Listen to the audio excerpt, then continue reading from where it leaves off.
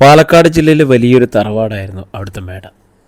നൂറ്റാണ്ടുകളുടെ പ്രൗഢിയും പാരമ്പര്യവും അതിൻ്റെ ഓരോ മൺതരിയിലും പതിഞ്ഞു കിടന്നിരുന്നു. ആ തറവാട്ടിലെ ഒരു അവിഭാജ്യ ഘടകമായിരുന്നു സുമതി.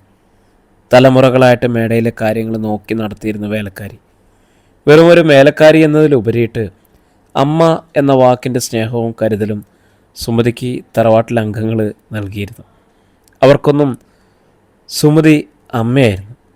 സുമതിക്ക് ആകെയുള്ള ദീപ എന്നൊരു മകള് തറവാടിൻ്റെ തണലിലാണ് വളർന്നത്. കാര്യമായ വിദ്യാഭ്യാസം ഇല്ലെങ്കിലും അവൾക്ക് ലോകപരിചയം ഉണ്ടായിരുന്നു. ഒരു വേനൽക്കാലത്താണ് ഭരതൻ എന്ന ചെറുപ്പക്കാരൻ തറവാട്ടിൽ ജോലിക്കായി എത്തുന്നത്. നല്ല ചുറുചുറുക്കും സൗന്ദര്യമുള്ള ചെറുപ്പക്കാരൻ. കാര്യങ്ങൾ പെട്ടെന്ന് പഠിച്ചെടുക്കാനുള്ള അവൻ്റെ മിടുക്ക് എല്ലാവർക്കും ഇഷ്ടമായി. തറവാട്ടിലെ കാരണവർക്ക് ഒരു ചിന്തയുണ്ടായി. നല്ല പയ്യനാണ്, ഇവനെക്കൊണ്ട് സുമതിയുടെ മകൾ ദീപയെ വിവാഹം കഴിപ്പിച്ചാലോ? സുമതിയോട് കാര്യം അവതരിപ്പിച്ചപ്പോൾ എൻ്റെ മോളുടെ ഭാഗ്യം എന്ന ചിന്തയിൽ അവർ സമ്മതിച്ചു. അധികം ആർഭാടങ്ങളില്ലാതെ ഭരതൻ ദീപയെ വിവാഹം കഴിച്ചു. ദീപയുടെ ലോകം ഭരതനിലേക്ക് ചുരുങ്ങി. വൈകാതെ അവൾ ഗർഭിണിയായി. അങ്ങനെ ഇരിക്കെയാണ് ഭരതന് ദൂരെ എങ്ങോ ഒരു ജോലി കിട്ടിയതായിട്ട് പറയുന്നത്. അമ്മേ, ദീപ, ഞാൻ വേഗം തിരിച്ചു വരും. നല്ല ശമ്പളമുണ്ട് അവിടെ.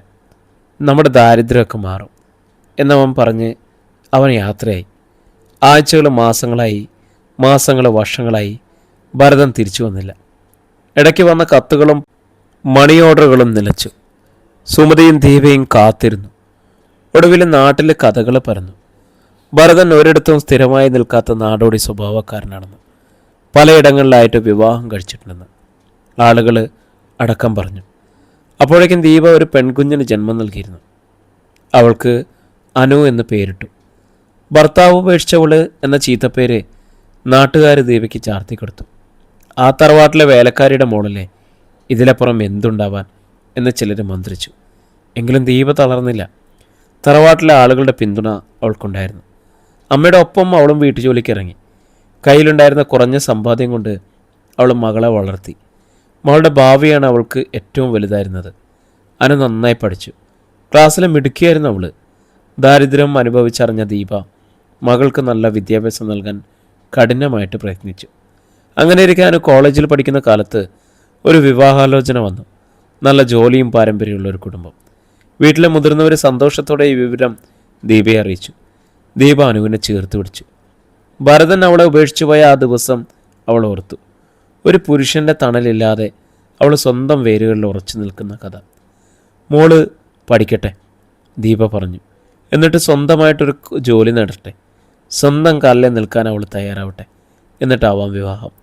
എൻ്റെ മകള് മറ്റൊരാളുടെ ആശ്രിതയായിട്ട് കഴിയരുത്. അവൾ സ്വയം പര്യാപ്തയാണ്. ദീപയുടെ വാക്കുകൾ കേട്ട് അനുവിൻ്റെ കണ്ണുകൾ നിറഞ്ഞു.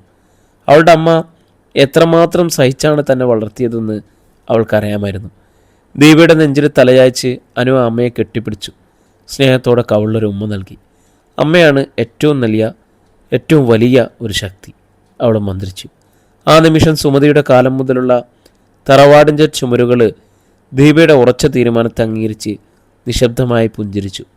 വേരുകൾ ആഴത്തിൽ ഉറച്ചു കഴിഞ്ഞിരുന്നു. ഒരു പുതിയ ലോകത്തേക്ക് പറന്നുയരാൻ ദീപയുടെ മകള് തയ്യാറെടുക്കുകയായിരുന്നു. വീണ്ടും നമുക്ക് കാണാം ഒരു പുതിയ കഥയുമായിട്ട്.